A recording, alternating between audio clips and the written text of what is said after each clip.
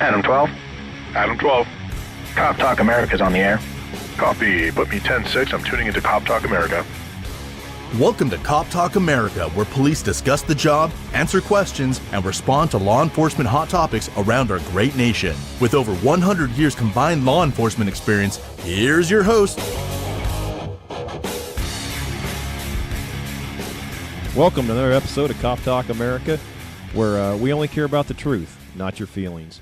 And today we're joined by Jerry, Jeff, Jarvis, and I'm Dave, and we got a special guest from the Illinois Pension Board that's going to be talking. His first name's Sean. Before we get going, though, I'm going to give some just a shout-out. Unfortunately, we have 4 officers killed in the line of duty since our last episode, and we just want to make mention of them. Police Officer Kyle Ollinger from the Montgomery County Police Department in Maryland, Conservation Officer Eugene Wynn Jr. from Minnesota Department of Natural Resources, Deputy Sheriff Justin Richard DeRozier from Cowlitz County Sheriff's Office in Washington, and Sergeant Stephen L. Lycan from the California Highway Patrol. Our thoughts and prayers are with them and their families. So we'll get started here today. We kind of already introduced our special guest, Sean, from the Illinois Pension Board. He's going to go over some stuff with pensions and a lot of things that are going on right now, especially here in the state of Illinois. So, Sean. And I'm sure it doesn't affect just the state of Illinois either. It affects everybody. Yes. Yeah, I mean, currently right now down in Springfield, there's been a big push for pension consolidation, and depending on who you talk to, the legislators down there, there's all sorts of different plans, different ideas, things like that they want to take. The municipal workers, we're all called Article 3, Article 4, police and fire pension funds. So we all have our own separate pension funds. Each city has their own setup, things like that, but it's all governed by the state. So a lot of people get confused by that. The way we invest, the way things are monitored, different things are all governed by state law, but it's locally ran. So currently down in Springfield, the municipalities complain that they pay too much in the pension system. We hear over and over again about how cops and firemen are getting laid off because of the pension debt, the increased cost of the pensions, things like that. So one of the things that are being pushed right now is they want to take all 650, right now there's about 650 downstate police and fire pension funds, and push it all into one and let the state control it, just like IRMF or some of these other state-type pension systems. And obviously we're pretty much opposed to that. Basically for the real reason is that's about $18 billion combined between all the municipalities that are affected that the state would have control of. When you look at some of the legislation out there, there's so much. They want to create like an oversight board to monitor it, which most of them would be governor appointees. There would be one fireman, one police officer on that board. They entice with investment authority, things like that. But at the end of the day, there's 2 simple solutions to it. Number one, we get compared to IRMF, which has greater returns than what we do, but we're hamstrung because they have what they call the Prudent Man Investment Authority. They can invest in anything, where we can't. They limit what we can invest in. Just in Peoria alone, we have about $60 million invested by law that we have to in what they call fixed income, which is basically bonds. That yields 1%. That's like a savings account. Now, if we could take even half of that, put it in equities, you're going to get 7%, 6%. You're going to get greater market return, which is going to up that contribution. But they won't give us that authority to do that, at least not yet. The other problem, too, that we have is the way they pay down that debt, the amortization. Basically, it's kind of like people compare it to like a home mortgage. I don't like that comparison. It's more like credit card debt. So the municipality will have X amount of unfunded liability, money that they owe the pension system. And the state of Illinois always comes in with a hard fixed date. Like currently, it's 2040. You have to be 80% funded by 2040. The problem with that is the system's not designed for a hard set date. So basically, between 2030 and 2040, there could be 100-person turnover. So say 2035, they hire 10 guys. Those 10 guys' share of that pension debt has to be fully funded in 5 years, right, according to the law. Now, the problem with that is Illinois is the only state in the nation that does that with their municipalities. There's no other system like that, okay? What they need to do, and what we've suggested, we put some bills out there, is if you get a guy hired in 2035, you got X amount of years, 20 years, to fully fund his part of the pension. And that's open amortization. There's no hard debt saying has to be paid off, has to be paid off, has to be paid off. Now, if you look back, since 1994 when the system was revamped, they keep kicking that date out about every 10 years. The last time was 2011. They just keep pushing that back, and back, because as you get closer to that date, the funding mechanism ramps up. Okay, it was designed by Governor Edgar, and it just keeps ramping up so that debt increase, but the municipality has to pay keeps going up to try and meet that obligation because of that hardline date, which absolutely makes no sense. When you ask the people who designed it how they came up with that, nobody can really give you an answer. So the two things that we want to change is give us the full investment authority, let us invest the way we want to and the way we can, and then in that hardline investment date of a fixed date, so it's stretched out. It's always open. So if you get a group of guys, 20, 30 guys hired in 1 year, you've got X amount of years to pay their pension debt, In this municipality, the one thing that I keep hearing over and over again is we're going to lay off police, we're going to lay off fire, we're going to do this, we're going to do that because of the pension debt. Now, the problem is they always compare, like I said, to IRMF. The problem is the municipality, every year we have to have evaluations done, we have to have audits, things like that. And they come up with numbers on how much pension debt that the city has to pay to keep things going. And so when they look at that number, there's always three numbers. You have a high number, this is ideal. Then the actuary comes in and says, this is what we recommend to get ahead of the curve. And then you always have the bottom number, which is this is the bare minimum of what the state law requires. And you go back 20 years, this municipality has always paid the bare minimum, which when you go back and take a reflection of it, it's not even enough money to pay the interest on the past debt owed. So when they're not even paying that much, it keeps getting higher and higher and higher.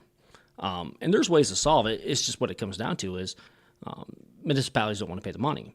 The other portion of it, and there are some things that municipalities and I agree with, is if we could open up that amortization period and the investment authority so we can get greater returns, over time that's going to self-correct.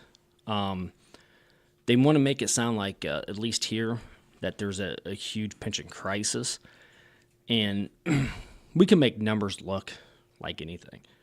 The one number that I always point out to people is, in 1998, this pension fund had $83 million in it. Okay? Now, over the course of 20 years, we paid out $84 million in benefits. Okay? So we started off 20 years ago with $83 million. We paid out $84 million in benefits in 20 years. And we're sitting at $170 million in assets. So we've over doubled the amount in the fund, paid out more than what we started on, right? And yet we're way ahead of the curve. Now, if we had that broad investment authority, hard telling, we'd probably be well over $200 million. And when I bring that number up, people just kind of get quiet. They think about it. It'd be different if we started off with $83 million and we keep paying the benefits, and now we're down to $20 million. We don't lose money. You have those years where you lose money, like everything. Last year was a bad year for everybody across the nation, 2008. When the markets crashed, Everybody lost money. But then you have those years with big gains. So when you smooth everything out, we're constantly on an increase. So it's a self-created, it's turned into more of a political talking point for politicians to bash it. But the system does work. Does it need tweaked? It does. I mean, there's ways to do it that would benefit everybody. But what you saw after 2008, after the stock market crash, is when everything went down, those pension obligations were still out there. The city still had to pay it. But yet they want to blame everything else. You know, we can't spend money on streets, sewers, capital projects, things like that because we had to pay the pension. Well, if they would have been paying what they should have been the entire time, they'd be way ahead of the curve. It was about 6 years ago, I had a study done just specifically designed on this police pension fund. I took it to the municipality, invited council members, things like that, to come. Hardly anybody showed up. But back then, the minimum obligation was right around $6.5 million, is the bare minimum they had to pay.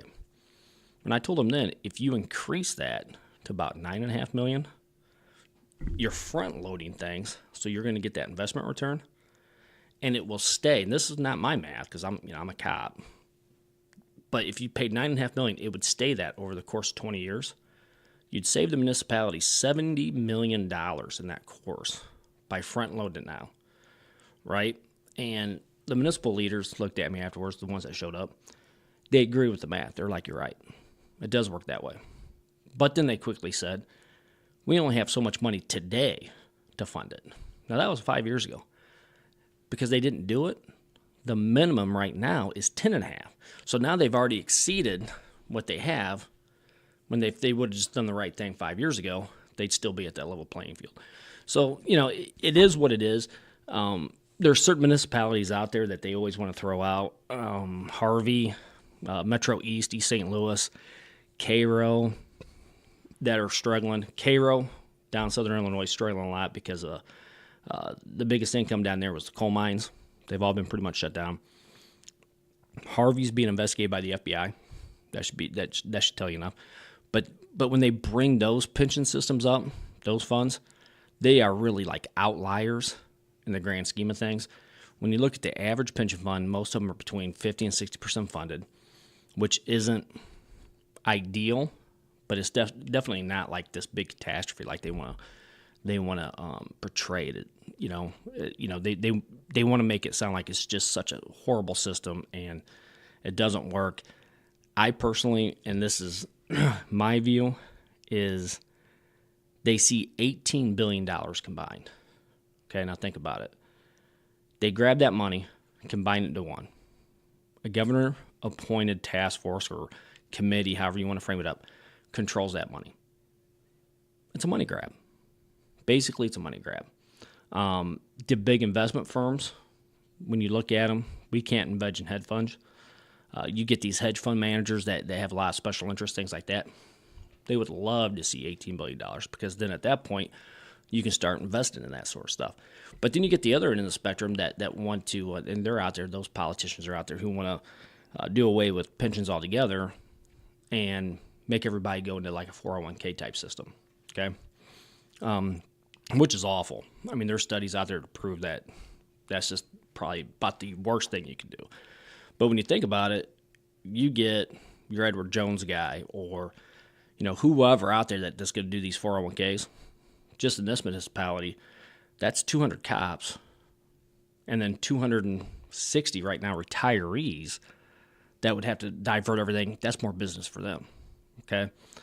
Corporations, there are a big push from corporations to get rid of pension systems, and that's because of the bigger systems. Once they have so much money invested in a corporation, then they get a seat at the table when it comes to talks on how the companies run, things like that, because they have so much money in stocks, bonds, things like that in that corporation. So there's a lot of things going against it, but at the end of the day, the system works. We just need to do a couple things to correct it, and then hopefully it gets back on track, and we just keep pushing forward. So if I'm understanding this right, despite the fact these pensions aren't being funded, or the municipalities aren't necessarily holding up their end of the bargain, the pensions in and of themselves are still, for the most part, pretty healthy. They are. A few exceptions. They are. But yet we have a state government that is basically based in the city of Chicago, in that area, that is notorious for being probably about the most corrupt,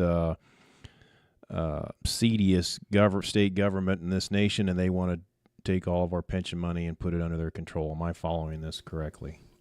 Kind of, sort of. I mean, I think that right now, I just read something not too long ago where the seediest state government's New Jersey, then Illinois. And then I think Louisiana's No, so right Louisiana's really close. New Orleans and Chicago aren't too far apart in politics. Right. Because I know people in both cities. Right. But but the thing about the Chicago thing is, and this is something that I have to explain to people over and over again. I'm down Springfield weekly, sometimes twice a week. I'm down there all the time. The one thing about Chicago that especially anybody outside of Chicago needs to realize is, you hear all this stuff that Chicago needs to be its own state. Chicago this, Chicago that. But the fact of the matter is, for every $1 Chicago pays in taxes, $1.25 goes downstate. Okay? Chicago actually, and this is just not a Democratic view, Governor Edgar, I just went to a thing with him. He will tell you that more money comes out of Chicago, filters south, and hardly any money from south filters to Chicago. But if you go to Chicago, they have such a tax base where, nowhere else has that tax base. If you go up to Chicago now, you see cranes everywhere, development. It's Chicago, the city itself, has its own problems. We can talk about that stuff all day long. But as far as funding the state, Chicago does more for downstate. The money gets diverted downstate more than downstate funds Chicago. And isn't it true that one of the reasons we like the system we currently have is because you have the individuals who are within the system taking care of themselves, so they're looking out for their own best interest. Whereas if we make this a large conglomerate run by the state, it's just another wheel in the cog, and it just gets eaten up. And there's nobody sitting here looking at, well, we're doing fine here, and there's no communication on how do you help this other municipality. They're just looking at, we'll just put it all in one big pool. Right, and that's part of the problem. That's part of my argument when I'm down there, is because most of the systems are fine. I mean, they really are. You got the outliers, Harvey, and these other places that they always say Harvey. I mean, I don't know how many times I've heard about Harvey. Okay, now Harvey's one of those systems that it's horrible. But when they put it into, just like you said, when they put it into like one big state system, the guys who are paying into it, they have no control. Now, I will say, not all the unions are on board. There are some unions who are more open to having the state take it over for their own political reasons, things like that. But the biggest fear is, and this is what the biggest proposals that this is where I just totally lose my mind, is they'll say, if you guys want that broad investment authority, if you want to make more gains, more money to put in your pension system, then join a state system. Become a big system, right? Well, the problem is, locally, you've got 2 active officers, retired officers, and 2 city appointees, right? Controlling that fund. Now, if you put it into a state system, again, it's going to be state-run. The actual workers aren't going to have any say. And then, at the end of the day, they haven't talked about it yet, but when I bring it up in hearings, when I talk in committees or in private with different groups, the fear is, at least from my perspective, is we control our disabilities. So if an officer gets hurt, it's the local guys who have the hearing, listen to the evidence, go through everything, and determine if that guy gets a disability pension.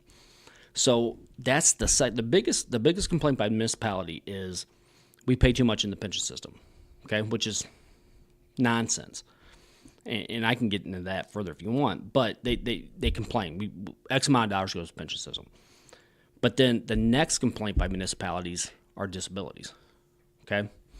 We give out disabilities, too many disabilities. Well, the municipality itself currently, they could care less if an officer gets a disability because it's not their money, right? The actual pension dollar doesn't belong to them. The reason they get upset is if an officer gets disability and that pension board grants that disability, is that officer then can get health insurance, a lifetime benefit through the municipality, which the municipality has to pay. And that's where they always argue. That's the big fight. So if you take away the investments and combine it into one big pension system, the only thing left for the municipality to complain about then is disabilities. So if that happens, my prediction would be within 5-7 years, disabilities are going to go away. And then if an officer gets hurt, instead of the guys who work around him or know him or deal with this or that, that officer then will have to go to a state panel to determine whether he gets a disability benefit or not. So, it's one of those things. Once that door's cracked, it doesn't take long before it's booted wide open, and then there's no saying anything. And then once you lose complete control over it, you've got no say. It makes it easier for reduction in benefits, makes it easier for them to come back and, the cost of living adjustments. Tier 2 is a totally different subject, which is just a catastrophe. But then they can easily change more and more and more and more once they got complete control. So if we change nothing, as it is now, for the most part, pensions are pretty good shape into the foreseeable future. If we change some of your suggestions, they're going to be even in better shape in the foreseeable future. Okay. So we're in pretty good shape right now. And if we just did some of these changes, we'd be in better shape and not even fool with all this. Right. And there's a bunch of ways to fund it. There's a bunch of different ways to bring them up to where they want them to be. It's just what you got is you have to have the local buy-in to make sure. The last time I brought it up to the municipality and I showed them the math, and I said, if you guys increase the funding to this level, it'll stay at this level. Now we've already exceeded it. It's $70 million over 20 years. Now, who in their right mind would not invest in something that would gain $70 million investment return, right? But instead they ignore it. They don't do the investment properly. And then all of a sudden they want to blame everybody else, the workers, the union contracts, they're overpaid fat cats. I've heard that. I've heard all sorts of issues, on what's to blame. But the fact is, they have to own their part too, and they just don't want to. It's only common sense. I just reinvested some money, and I know nothing about it, but I figured out that I had money here that was getting less than 1%. And here, like you said, on stocks, is a lot of times you might get a 6 or 7% return. Right. 6 or 7 is a bigger number than less than 1. Right. I can even figure that out. Right. So now, it's only common sense. Now, if Jeff, you can even figure that one out. I don't know. 6 or 7 is greater than less than 1. I remember back when the pension law changed where we could take some of the money and start investing it, because prior to that, we weren't even allowed to do that. Right. It literally, this is the amount it's getting, period. And it just sat. And then when we did start doing the investments, their worry was, well, you guys are going to F this up and break the whole system. So that's why they put all the brakes on it. You can't do this and you can't do that and you can't do the other. And we can only invest, I don't even know what the percentages right now. right now it's breaking down on fund size. So if you're $2.5 million and below, okay, which that'd be like around here would be like Peoria Heights. They have to have 65% in fixed income, which is stocks and bonds. Then once you get to $5 million, then you can put a little bit more into equities. And then that's $10 million. And then from $10 million, you can't really start investing until you hit $50 million, okay? And then once you hit $50 million, which, this fund is well above that. We're a $170 million fund. But we are still handicapped where we have to have 35%. We have to have 35% invested in fixed income, which is for us, it's $60 million. You got $60 million basically in a bank account that yields no return. Now, the downside to that is if you have another 08 and you had a bunch of money in equities, things like that, you're going to take a bigger hit, right, where those fixed incomes won't. But when you talk to, the investment type people, They would never advise you to dump everything into equities, right? But just, for example, a 1% gain in return every year over the course of 20 years, that's huge. The way it compounds, just 1%. Now, if I were to take out of that $60 million and say $20 million, put it in stocks and bonds, and keep 40, in fixed income, that's a huge return over the course of 20 years. Absolutely. And it compounds every year. So it's one of those things where, we're cops, on the fire side, firemen, we are smart enough to know. We're dumb enough, for one thing, we don't do our investment, but we're smart enough to find the people who know. So we go out and we hire the experts this is where you should invest, boom, boom, boom, boom, boom. And they come to every meeting, say, this is where you guys are at. We suggest you fire this manager because they're not performing. We take this amount of money, put it over here, move this, this, this, and this. And that's what they do. And that's one of the things that, the average person doesn't realize. Joe, the street cop's not making your investment. He's not calling his brother-in-law up, who's the Edward Jones guy, saying, what should I do with this $20 million? Now, back when the system was created in 94, when they redid it, the arguments back then, I pulled some records, things like that, where there were some people who were like, well, what would stop you from buying a gravel pit or a bowling alley or this or that? Well, you know what? At the end of the day, let us control our own money. That's not going to happen. These guys are smart enough to know. They're local. They want to keep their money local. They don't trust the state. There's nothing at any given point. When you look at the teachers' retirement system, the state controls it. Think about it. They kept borrowing money from the state teacher system. It wasn't the teachers that messed it up. It's the state saying, hey, I'm going to borrow a little bit of money. I'll pay it back. I'll borrow a little bit of money. Pay it back. Pay it back. Next thing you know, it gets down to the point where it's a catastrophe. Well, you never paid it back. So why would you give $18 billion to the state of Illinois? And it doesn't matter. It's non-political. It doesn't matter if you're a Republican governor, Democrat. Why would you do it? Let the local guys keep it. Let them hire the managers to do it, and let them fund it. Politicians never found that he can't spend somebody else's money. They're good at that. They're very good at that. What's the argument about what would they save in administrative costs if they would go to, combining all these locals to one unit? I can't get an answer out of that. Now, I had a local representative from the area that put out there that he would claim that he would save the Peoria Police Pension Fund roughly $1 million a year in fees. Okay, now that's impossible because we don't pay $100 million in fees. Okay, now I will say, and it's all public record, anybody can ask for the numbers, we pay right around $500,000 in fees. It sounds like a lot, but when you put it in perspective, and this is what people fail to do. They'll say, oh, you spent $500,000 in fees. You're right, but you have to go off a basis point system. We spend right around 50 basis points, which is, in the grand scheme of things, about half of 1% of the total composite of what we have in our fund, right? So we keep our fees low. But when when you start to ask these politicians who want to switch everything over to a state-run system, what are the fees? What are the fees going to be? How much? Because nothing's free. How much are we going to get dinged? They can't tell you. They won't tell you. I don't know that they know. Be like, okay, if I'm paying 50 basis points, think about it. If you do the math, 50 basis points, about $500,000. So if you're going to take me from 50 basis points and say you can shave off 15 and take me down to 35 basis points, okay? So you're going to ask the cops of Peoria or the firemen or whoever, I can save you maybe $80,000 to $120,000 a year and let the state control your money. Those guys will be like, no, we'll keep control of our money. But, because it's pennies on the dollar. And that's what most people don't realize. So, but to answer your question, I can never get an answer to that. They don't know. Let me ask you this: what do you make as a trustee of the local pension board? Nothing. Nothing. So what about all these political appointees that are on these state boards? You think they work for nothing, or are they up around 100,000, like the parole boards and Right.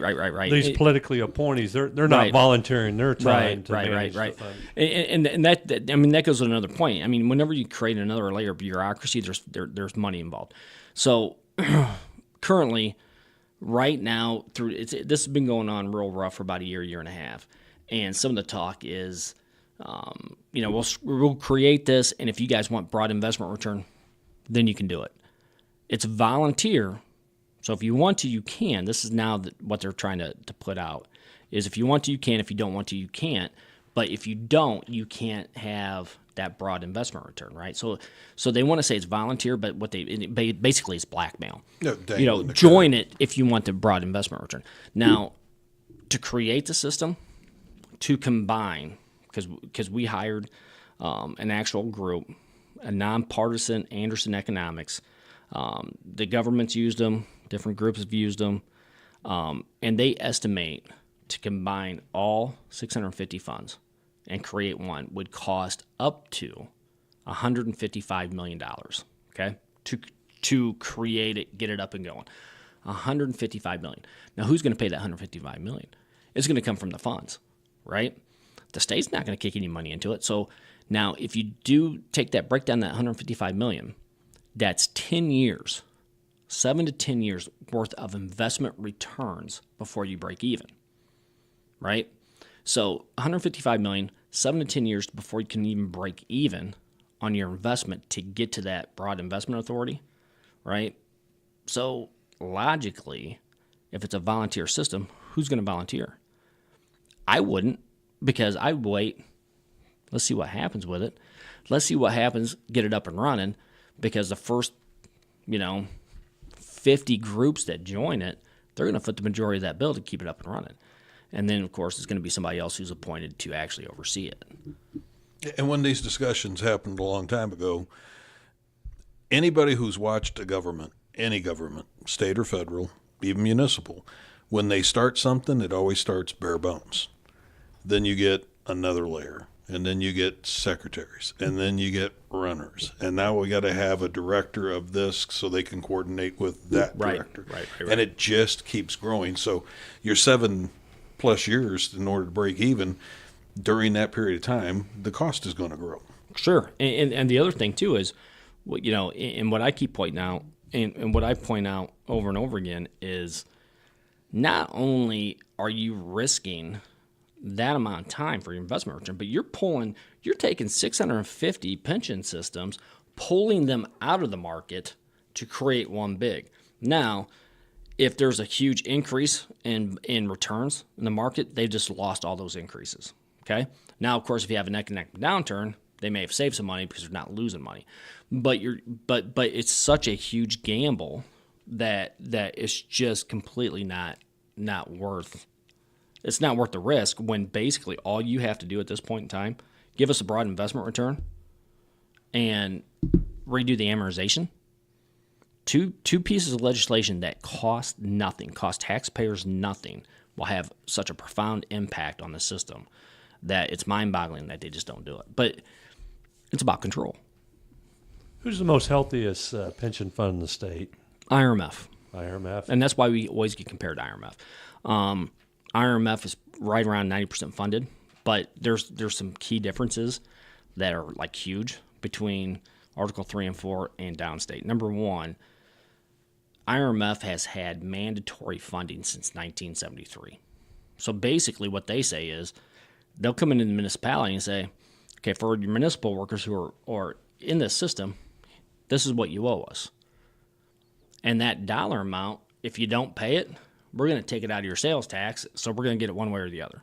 So you have to pay it. Now for us, Article 3 and 4, we could give the municipality and say, you owe us X amount of dollars. They look at it and be like, okay, well, you say, we owe you 5, we'll give you 2. Move on. And there's nothing you can do. Where RMF, they have that mechanism where they can retrieve that money. The other big key is they've got what they call the prudent person investment rule. They can invest in anything, where we're hamstrung where we can't. So those are the two key factors on why there's such a disparity between IRMF and the Article 3 and 4 pension system. So, when I'm down there and I'm talking to the politicians, if you want to continually compare me to IRMF, then give me the same rules that they have. You can't compare me to somebody who, has a totally different set of, totally different game plan, different rules to go by than somebody who's hamstrung. So that's not a fair comparison. But IRMF right now is the most funded. And again, the credit card thing has been said to these folks, the politicians, before. What they do is you get your credit card statement and it says, well, you owe us $5,000, but your minimum payment's $24.50. Here's $24.50. That's what they do every time. Every time.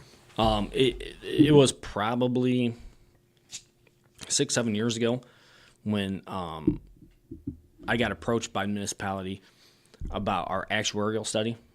That cost us about $7,000 a year. Every year we got to do it. It's about $7,000 to have it done. They come in, they estimate how much is owed, where you should be at, why you should be at whatever range. And I had one politician tell me, you should save that $7,000, not even have that study done anymore, because there's always a customized study, and then the state does a very generic study. And they always say, because we're always going to go with the state study. Well, the state study is always $2-3 million less because it's very generic. They don't go in, like what I'll do is I'll have the study done, ages of officers, retirement dates, who's coming on, who's going out. They look at the retirees, the payouts, and it's customized to this fund. The state comes in and does a very generic overview just to see, it's to make sure you're kind of in the ballpark. Well, when the local politician came to me and said, we're always going to go with the state, save your $7,000, my reply was, I'll spend the money every year, because in 20 years from now, when it's totally tanked and bankrupt, I could say, we told you so. We asked for this, you gave us that. We asked for this, you gave us that. If you don't do that, that documentation ain't there, then it's just like they got what they got. But yeah, it's... And the biggest problem is, how do we get the message out to the public? Because any politician, any mayor, any councilman can get in front of a camera and talk about us and how we're costing them money and all the rest of that stuff. And then you try to have our subject matter expert talk, and it's just like crickets. You got nothing.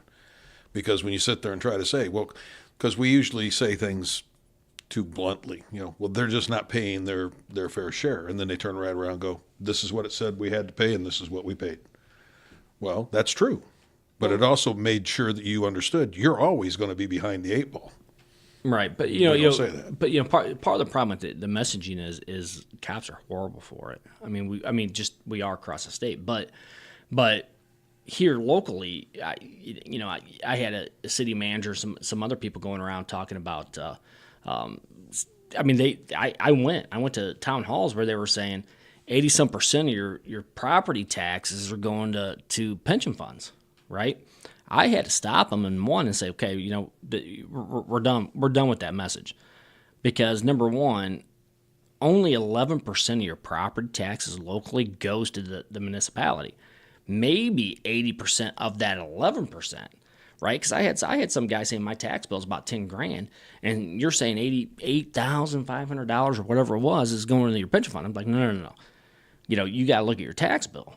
Only 11% goes to the municipality out of that 11%. So maybe $850 goes to the pension fund, not $8,000, right? And then you have to break it down to them. But the problem on that end too is like I always try and point every chance I get is in 23 years locally, they've raised property taxes one time in 23 years. Now in 23 years, the cost of business goes up. You don't want to maintain the cost of what business is, but yet you want to falter everything else. And when you don't maintain that, and you want to base your tax revenue off of different issues, that's fine, but you can't blame the system when it starts to have issues, when you're not keeping pace with it. So yeah, messaging's big. People need to be educated on it. It can be complicated if you want to make it complicated, but it's actually pretty simple. You pay it. You're going to get money in your investment return. And there's different ways to do it. It's just they choose not to. Yeah, a couple things that we were talking about earlier, as far as the benefit structure, things like that. One thing that needs to be made clear that the general public doesn't realize is here in Illinois, Article 3 and 4, those police officers and firemen, the municipalities do not pay into Social Security. Okay. Unlike the other pension systems where the municipalities contribute to Social Security, those guys aren't entitled to a Social Security benefit. Now, that being said, if you have an officer who, through other means, side job, military, past employment, has earned those 40 quarters that's needed for Social Security, they will get a Social Security benefit. But because of the pension system, the way it's worked, it's reduced by 60%. So we don't get that Social Security benefit where others get it, and that goes back to the pension system. So if the municipality had to pay that, it would be drastic on their budgets, and that's one of those things where I don't think people understand. The other point that I want to make clear is we get compared to other pension systems, other state workers, municipality workers. The officers pay about 10% of their, right out of the gate, 10% of their pay goes into the pension. So we contribute as well. That money is taken out. Our cops never miss a payment because they never see it. But you get a salary of $50,000, $5,000 automatically goes to the pension right out of the gate. So it's not one of these things where it's strictly taxpayer dollars going into it. The officers pay into it as well, and that's a point that oftentimes gets overlooked. Many people have no idea that right off your top, you're going to lose 10% of your pay. And when people come up and talk to you about, well, you're living on us and you're doing this, and you tell them, do you invest 10% of your money into your retirement?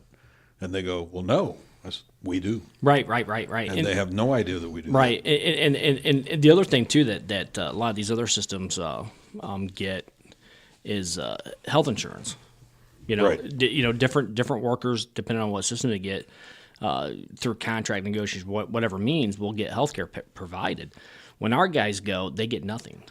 They get zero health care. Which makes a lot of guys stay long. Right. Guys that shouldn't. And that goes, and honestly, Jeff, that goes to another stat that, this got brought up in committee talks to where, you've got, in 2011, they redid the pension system. They created Tier 2. Now, Tier 2 officers have to work until 55 before they can draw a pension. Now, there are some politicians not actually out there on the books. Legislation hasn't been written, but it's being talked about to up that retirement age. Okay, so it went from 50 to 55. Now, some, not all, but there are some out there who want to make the mandatory retirement age up to 60 for Tier 2 and then bump up Tier 1 to 55. Now, the problem with that I keep, and these are people that, they just don't get it, is it's a young man's game out there. You're out there fighting. You're out there shift work, the weather, injuries, things like that. And I always bring up and this is from the state of Illinois. The Illinois Department of Insurance did a study. It's a few years old. But at age 50, an officer get injured. Whatever that is, whether it's a knee injury, back injury, whatever the injury is, 1 in 4 file for disability. The same injury at 30, it's 1 in 11. So there's a huge disparity. So if 1 in 11 at age 30 file for disability, and then as you get older because you don't heal right, it's 1 in 4 for the same injury type, what's it going to be at age 60? 1 in 2? And then what's the municipality going to say? We've got all these guys going out on disability. Well, what do you expect when you're out there fighting, criminals and doing this and doing that? You don't heal like you do. It's a young man's game. And what's also very important for the public to understand is you're not getting served right, because I'm now a 60-plus-year-old guy, and I'm supposed to jump out of a car, and I'm still chasing 14 to 34-year-olds right. and still fighting them, or I'm just not going to get out of the car. Right. And that's not right. We don't want to have that start happening to the public. We're here to serve and to do the right thing. So when a guy gets into his 50s, unless you just happen to be one of those very rare people that you never lose your speed and all the rest of that stuff. Right. Not that I ever had any, but it is what it is. Right. Just let it go. Let it go. Keep your laughter to yourself. Right. Well, I mean, I always point out, if your home's getting invaded during a home invasion, do you want a 30-year-old or do you want a 60-year-old? I want a 30-year-old. Yep. I want that guy who's been around long enough, he knows what's going on, but yet is healthy enough to do what he needs to do to stop what's going on. A 60-year-old man can't do it. I mean, physically, it's not that he don't want to. It's just he physically can't. And this goes into the whole reason why there aren't physical agility tests and stuff after you get on the job for a while, because now we're back to being on disability. Right. And so that would up the disability cost. It would up the cost of municipalities. It's one of those things where it's no matter what you do, there's always going to be that counter. But at the same time, it's the reality is, and what people don't realize, they see a squad car drive past their house in the neighborhood. They think the officer's driving by, but that officer, day in and day out, are doing things that the general public just doesn't want to hear about. It doesn't make the papers. The robberies, the home invasions, the sexual assaults, the fights, those things rarely make the paper. That's what those guys are dealing with day in and day out. And if it happens to you, you want that 30-year-old. You don't want that 60-year-old who doesn't want to be there, physically shouldn't be there, mentally probably shouldn't be there, but because of some state requirement has to be there. And same with those that want to talk about the 401k system. That gets brought up. Switch everybody to a 401k. Well, if you got a 55, 60-year-old cop who's, if he's 55 and he's thinking, man, I can go. I've got $1.2 million. And this is what I tell him all the time. If he's got $1.25 million in his 401k, he's thinking, man, I can go. I'm going to go in 2 more years. 08 hits, that 1.25 goes down to, 6.5, 650,000, and then what's he doing? He's looking at like, oh, I can't go. So what's he gonna do? Work until he's 65 until he has to go to make up that difference? Who wants that guy showing up, when basically all hell's breaking loose? Nobody does. Unless it's Bubba. You just think about it. You start when you're 21 and you work until you're 50 or 55. You put in 29 years if you work till you're 50. That's doable. You shouldn't be in too much of a hot mess by then, I would hope. But then you throw an extra 10 years on it, and then like you said, what if they don't go then because of insurance or whatever, and then they're working at 65? There are plenty of guys out there who are working strictly based off of insurance. Anybody thinks that's a great idea, just take a poll of 60-year-olds. Right. 60-year-olds, How many of them do you want showing up at your house in the middle of the night with a gun trying to catch a bad guy? And I don't care what anybody says. Honestly, I got a group of type A personalities in this room, like guys that were hard chargers back in the day and did this and did that. But 30 years, 20 years is enough mentally. 30 years is too much. You're not gonna walk out of here the same as you did coming in doing this. I mean, for 8 hours plus a day, you're dealing with everybody else's problems. You never take the time to deal with your own. When you get off, you don't want to deal with your own crap. Because you just got done doing it day in and day out. And to up that retirement age, it's just crazy. That's going to conclude another episode of Cop Talk America. Be sure to tune in the next time. And while you're at it, check out our Twitter page, Instagram, and where else we at? YouTube, the YouTube channel. And we're kind of getting all over the place. So we're out there, and we're going to stay out there. Remember, we only care about the truth, not your feelings.